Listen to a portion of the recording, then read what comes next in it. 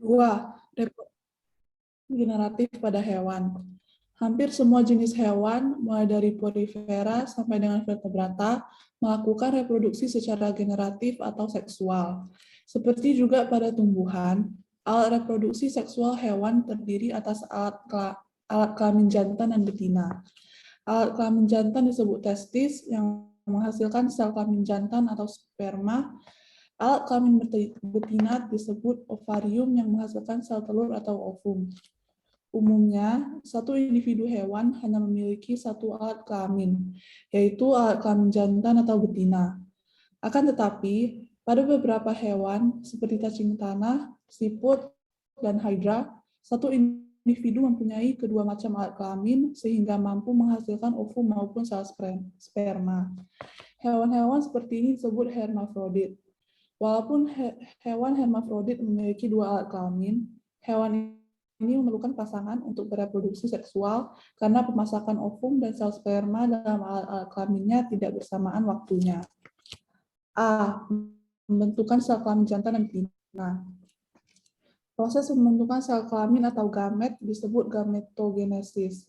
Kamu telah mempelajari gametogenesis pada tumbuhan. Gametogenesis pada hewan dibedakan menjadi pembentukan sel kelamin jantan atau spermatogenesis dan pembentukan sel kelamin betina atau oogenesis. Spermatogenesis terjadi dalam testis. Di dalam testis terdapat spermatogonium yang merupakan... Cukup, Chelsea. Nah, sekarang kita mau bahas mengenai reproduksi generatif pada hewan, ya. Yang untuk halaman 49, poin kedua. Oke. Saya mau tanya dengan Malvin Toding. Malvin. Oke, Malvin. Alat kelamin jantan disebut di halaman 49 yang poin kedua, reproduksi generatif pada hewan. Alat kelamin jantan disebut kelamin jantan, alat kelamin jantan. Oke, berarti kamu tadi nggak testis. temannya baca. Oke, benar testis. Ya. Oke, menghasilkan sel kelamin jantan ya. Sebaliknya alat kelamin betina disebut ovarium yang menghasilkan sel apa? Oke, sel telur. Oke. Nah, jadi di sini saya perbesar sedikit ya. Nah, jadi di sini kita melihat ya perkembangan hewan, misalnya ovipar, ya. Hewan yang berkembang biak dengan cara bertelur, contohnya misalnya kura-kura, burung, ikan, ayam ya. Nah, kemudian vivipar, hewan yang berkembang biak dengan cara melahirkan, kucing, sapi, lumba-lumba ya. Dan yang ovovivipar bertelur sekaligus melahirkan. Contohnya apa? Ular, kadal, dan oke, platopus. Oke, kita lanjut ke bagian A, pembentukan sel kelamin jantan. Topiknya spermatogenesis. Oke. Nah, dengarkan lagi. Proses pembentukan sel kelamin. Proses pembentukan sel kelamin atau gamet disebut, saya mau panggil Kevin. Disebut apa, Kevin? Kevin. Stikernya Kevin. Stikernya aktifkan dulu, Kevin. Proses pembentukan sel kelamin atau gamet disebut apa? Oke, saya cancel ya, tidak ada respon. Saya panggil yang lain. Tolong direspon ya, Faustin Aurelian. Proses pembentukan sel kelamin atau gamet disebut? Faustin, bisa jawab? Ya. Disebut apa, Faustin? Halaman 49, nak, yang bagian A, pembentukan sel kelamin jantan dan betina. Proses pembentukan sel kelamin atau gamet disebut apa? Gematogenis. Ya, saya panggil saja. Oke, Kevin. Tolong stikernya Kevin, diaktifkan dulu Kevin. Jawabannya apa, Kevin? Gametogenesis. Gametogenesis, oke, benar ya, gametogenesis. Oke, saya perbesar kembali. Ya. Jadi gametogenesis ini pada tumbuhan ya. Nah, gametogenesis pada hewan ya itu dibedakan menjadi sel kelamin jantan. Sel kelamin jantan istilahnya apa nak? Spermatogenesis. Ya, ini pada hewan ya. Jadi istilahnya kalau dia sel kelamin ya atau gamet atau gametogenesis. Jadi sel kelamin jantan pada hewan namanya spermatogenesis. Ya, kalau pada betinanya namanya istilahnya oogenesis. Sel kelamin pada betina, oogenesis. Kita bahas dulu yang spermatogenesis yang ada di buku kamu di halaman 49 bagian A. Jadi spermatogenesis terjadi di dalam testis. Di mana? Di dalam testis. Ya, dengarkan semua siswa. Lisan ya. Ini materi baru. Jadi di dalam testis ini terdapat spermatogonium. Coba lihat, spermatogonium. Di dalam testis terdapat spermatogonium yang merupakan induk dari sperma. Induknya ini spermatogonium. Oke. Nah, kita lanjut ya. Spermatogonium itu sifatnya diploid 2N. Apa itu 2N? Diploid. Ya, artinya membelah secara mitosis. Ya, artinya membelah secara mitosis. Diploid sifatnya 2N. Ya.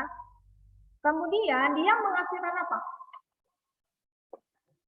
Menghasilkan 2 sel spermatosit primer. Ya, dia menghasilkan 2 sel spermatosit primer. Sifatnya masih diploid juga 2N. Oke, nah jadi setiap satu sel spermatosit primer ya akan membelah secara meiosis.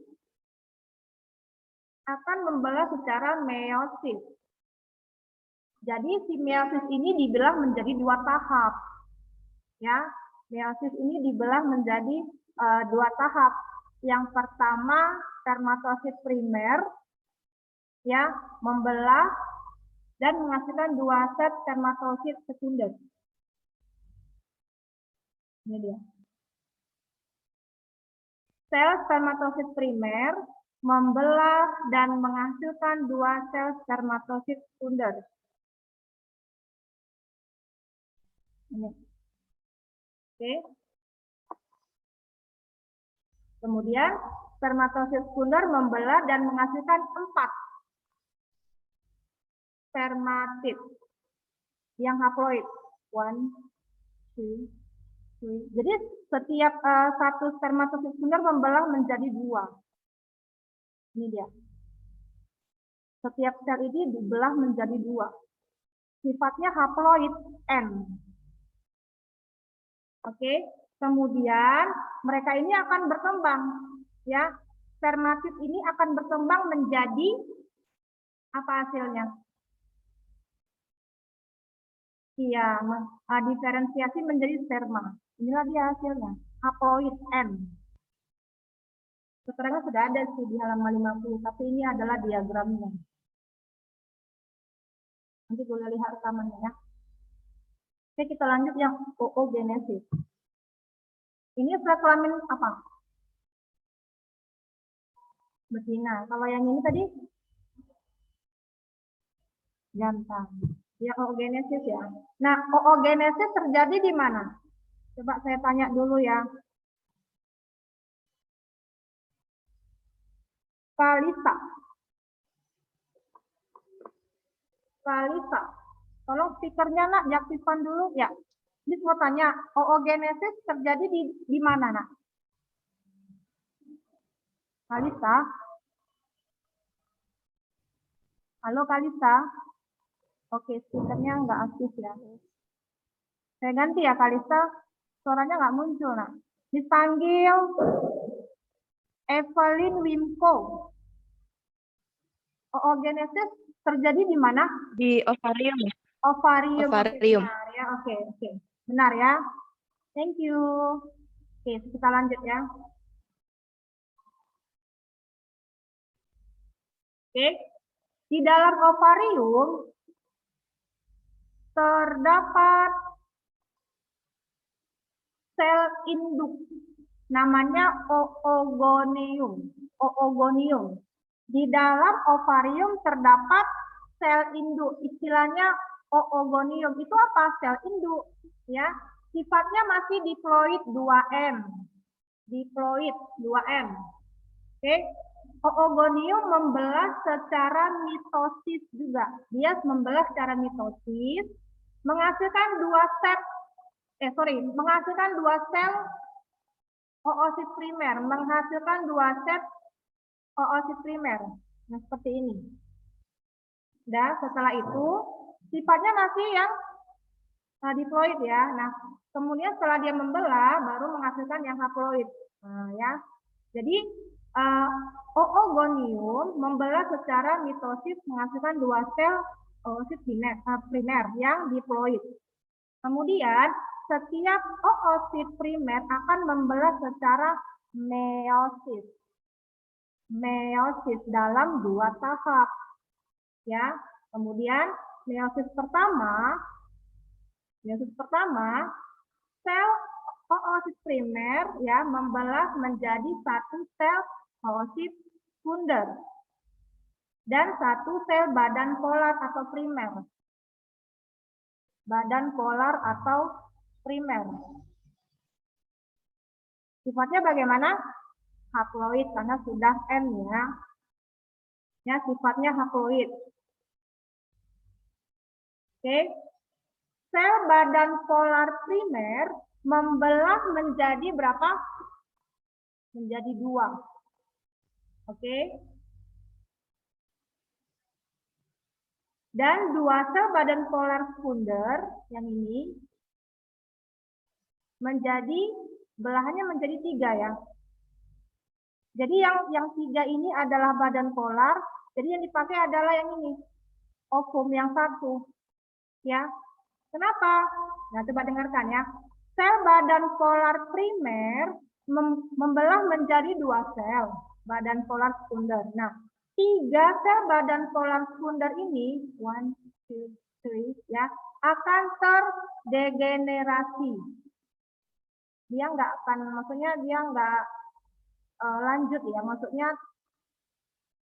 mungkin terdegenerasi itu istilahnya. Jadi yang dihasilkan cuma satu ovum. Itu sih alasannya.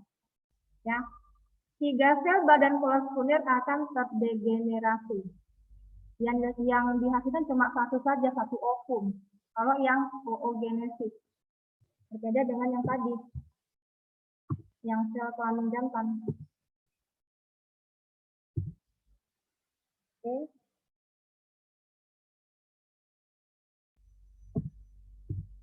Oh, ini kan dia haploid semua, hasilnya kan 4. Ya kan? Tapi kalau ovarium cuma 1. Sifatnya apa? Haploid. Itu yang bisa dijelasin. Kita lanjut ke spermatogonium dan oogonium. Coba saya panggil dulu siswanya ya.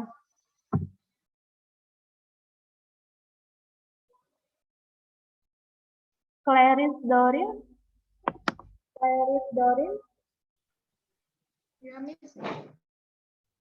Clarice. Ya, Miss. Suaranya putus-putus ya, Clarice. Saya cancel ya, Clarice. Saya ganti. Coba saya panggil Jason. Coba Jason. Halo, Jason.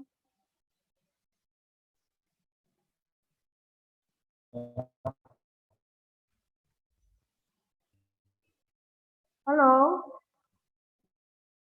Oke, nggak bisa terhubung ya. Gita Rasya.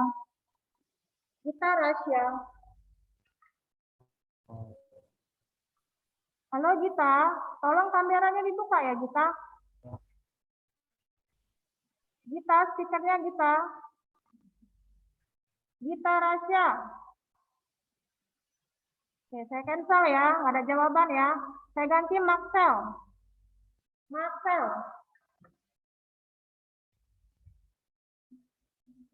Maxel.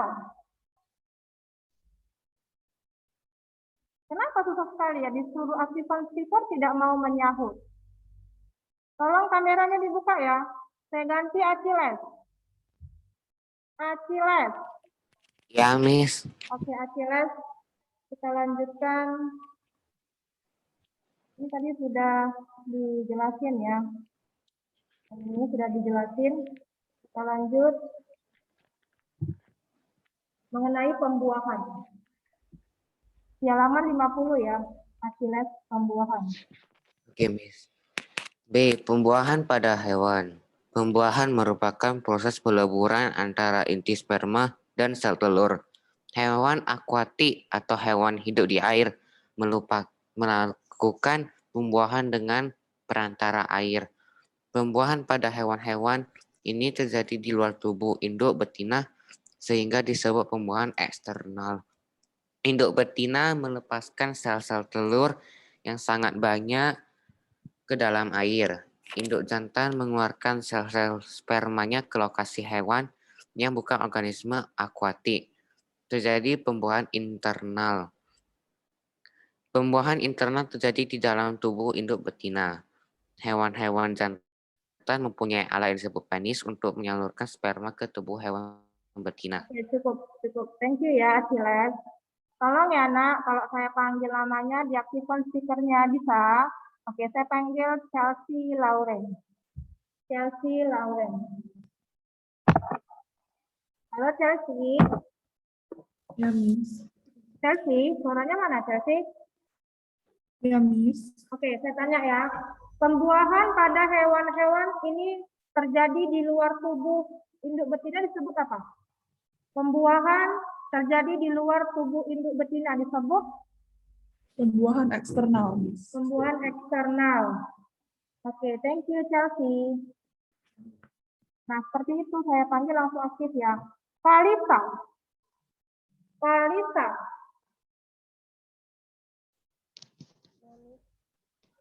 Halo Kalista. Kalista. Ayo, suaranya nggak muncul ya, Kalista. Terus panggil yang lain ya. Jesselyn Alvina. Ya, Miss. Oke, Jesselyn. Jesselyn, saya mau tanya dengan Jesselyn.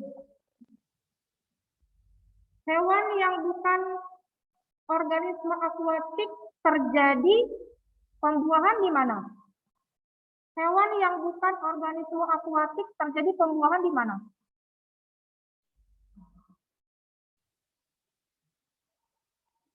Pembuahan eksternal atau internal?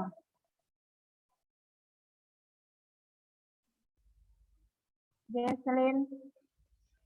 Kenapa dimatikan mikrofonnya, Jesselyn?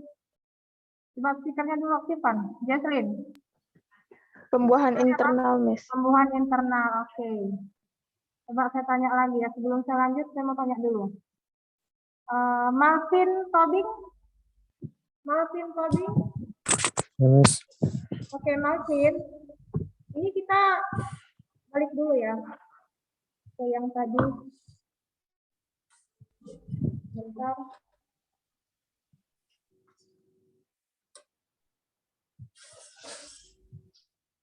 Oke, dengarkan Malvin mengenai pembentukan sel kelamin jantan dan betina ya. Ini saya ulangi sekali lagi. Pembelahan meiosis kedua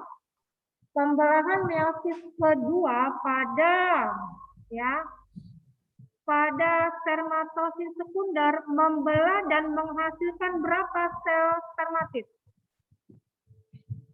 Berapa 2, Miss. jumlahnya? 2, Miss. Hah? Berapa hasilnya? 4. 4. Oke, good. Sekarang saya mau tanya dengan Luis Garcia. Luis Garcia. Halo Luis. Luis, speakernya aktifkan dulu Luis, mikrofonnya. Luis. Oke, saya cancel ya Luis, ketemu yang lain saja. John Wesley. John Wesley. Ya, Miss. Halo, John Wesley. Halo, Miss. Suaranya kuat sedikit, John, biar saya dengar. Halo, John Wesley. Halo, Miss. Oke, dengarkan John Wesley ya. Pada tahap oogonium ya.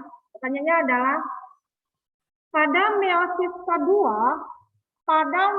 kedua, oosit sekunder dan satu sel badan polar primer ini akan membelah menjadi satu sel telur ovum yang sifatnya diploid atau haploid.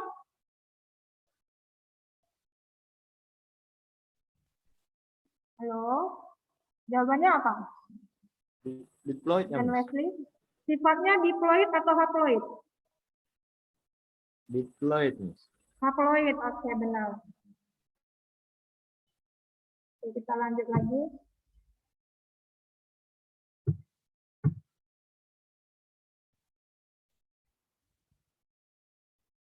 Mengenai tumbuhan pada hewan.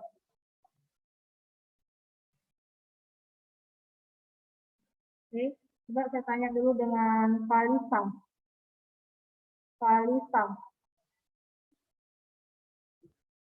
Kalisa, halo Kalisa. Kalisa, suaranya mana ya Kalisa? Nggak muncul. Kalisa.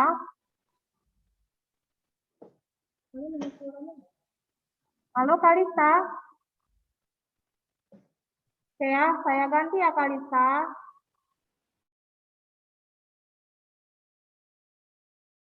Ferdian Lee.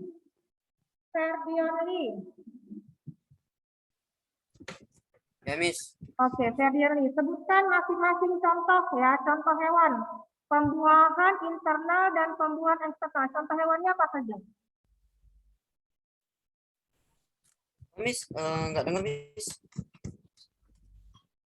Kamu sebutkan contoh hewan ya, pembuahan internal dan pembuahan eksternal. Masing-masing contoh hewannya apa-apa saja. Oh ya, Miss. Internal pada sebagian besar ikan dan katak. Eksternal, Pembuahan eksternal contoh serangga, reptil, unggas, dan mamalia.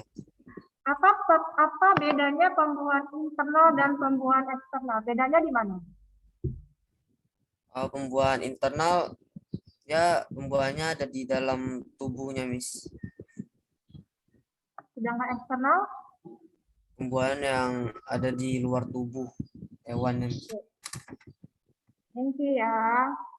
Jadi kita lanjut.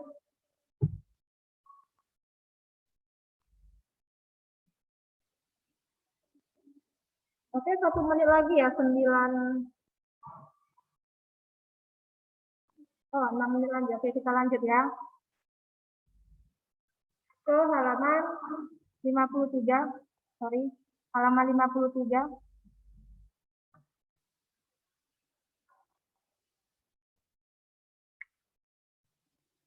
Mengenai metamorfosis.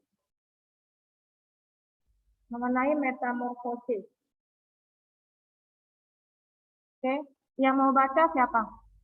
Coba saya lihat dulu yang mau baca. Nanti saya panggil-panggil, speakernya nggak aktif. Yang mau baca siapa? Nggak ada. Oke, saya panggil Achilles ya. Oke, Achilles, silakan Achilles. Halaman 53 mengenai metamorfosis. Pertumbuhan dan perkembangan hewan. Salah satu ciri makhluk hidup adalah tumbuh dan berkembang. Pertumbuhan adalah pertambahan ukuran dan jumlah sel yang mengakibatkan bertambah besarnya ukuran tubuh makhluk hidup. Pertumbuhan bersifat irreversibel, sehingga makhluk hidup yang tumbuh tidak dapat kembali ke ukuran semula. Perkembangan merupakan proses menuju kedewasaan yang ditandai dengan terspesialisasinya sel-sel menjadi struktur dan fungsi tertentu. Perkembangan menyebabkan terjadinya perubahan bentuk pada tubuh yang bersifat kualitatif. Oke, lanjut Pada halaman siklus hewan. 55. Achilles, halaman 55, Achilles. Pada siklus hewan Ya, Miss. tertentu, Pada siklus hidup hewan tertentu, terjadi perubahan bentuk tubuh dari embrio sampai dewasa yang disebut metamorfosis. Metamorfosis dapat dibagi menjadi dua macam, yaitu metamorfosis sempurna dan tidak sempurna. Metamorfosis sempurna dicirikan dengan adanya bentuk tubuh yang berbeda di setiap fase metamorfosis. Contoh hewan yang mengalami metamorfosis sempurna adalah kupu-kupu dan katak. Tahapan metamorfosis kupu-kupu mulai dari telur, larva atau ulat, pupa, kepompong, imago, dewasa. Katak mengalami metamorfosis mulai dari telur, berudu, kecebong, berudu berkaki, katak muda, dan katak dewasa. Metamorfosis tidak sempurna ditandai dengan adanya bentuk tubuh yang sama, tetapi ukurannya berbeda pada fase-fase metamorfosis. Contohnya adalah belalang dan kecoa. Belalang mengalami metamorfosis mulai dari telur, nimfa, imago dewasa. Nimfa adalah hewan muda yang memiliki bentuk tubuh yang sama dengan serangga dewasa, tetapi memiliki ukuran tubuh yang lebih kecil dan alat reproduksinya belum berkembang sempurna. oke, thank you ya, Achilles. Ferdion Lee. Ferdion Lee. Apa itu metamorfosis, Ferdion Lee? Tempat ini, Miss, pembuatan makanan. Itu No, itu fotosintesis. Pertanyaannya metamorfosis. Metamorfosis Oh, iya, adalah Miss. kamu tadi menyimak nggak temannya baca deskripsinya? Menyimak kan? Apa itu metamorfosis? Internet saya agak kurang bagus, Miss, tadi. Oke, tapi kamu bisa dengarkan saya kan? Listen kan? Oke, apa itu Bisa, Miss. metamorfosis?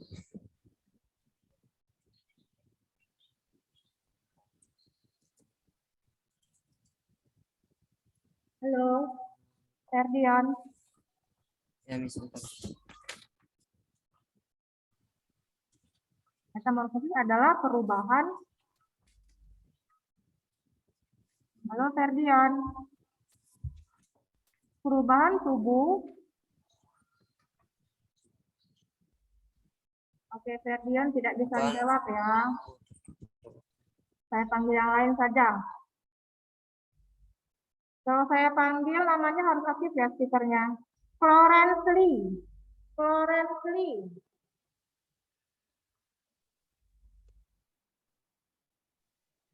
Halo Florence. Ini gampang Ya, sekali Miss. hanya kita coba kamu jelaskan apa itu metamorfosis.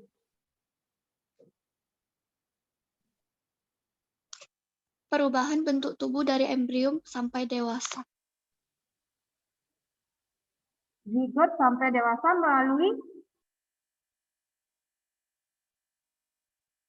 fase-fase tertentu. Oke. Sebentar ya, jangan langsung diagnosis pasti karena saya mau tanya lagi.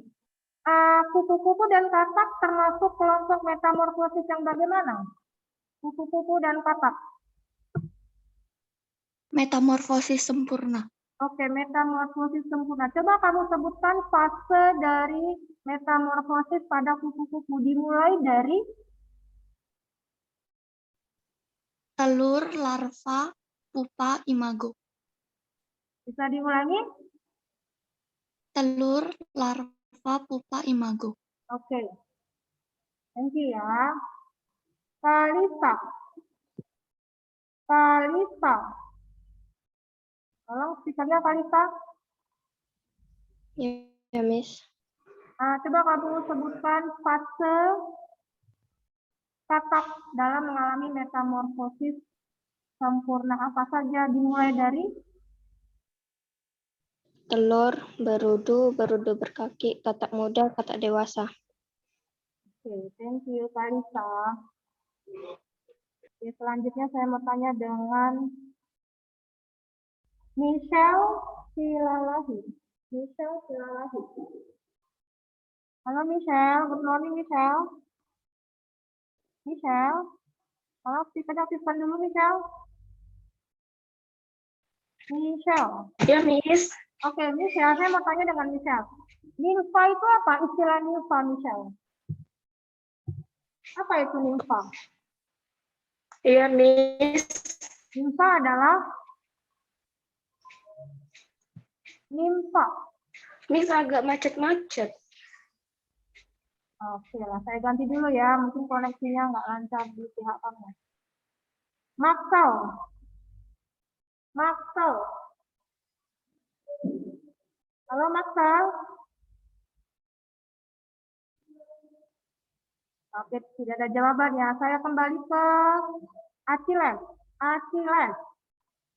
Kalau nimfa itu adalah hewan muda yang memiliki bentuk tubuh yang sama dengan serangga dewasa, tetapi memiliki ukuran tubuhnya yang lebih kecil dan alat reproduksinya belum berkembang dengan sempurna.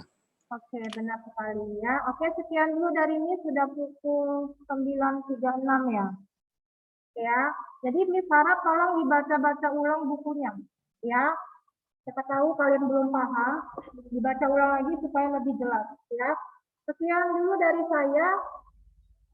See you and bye-bye.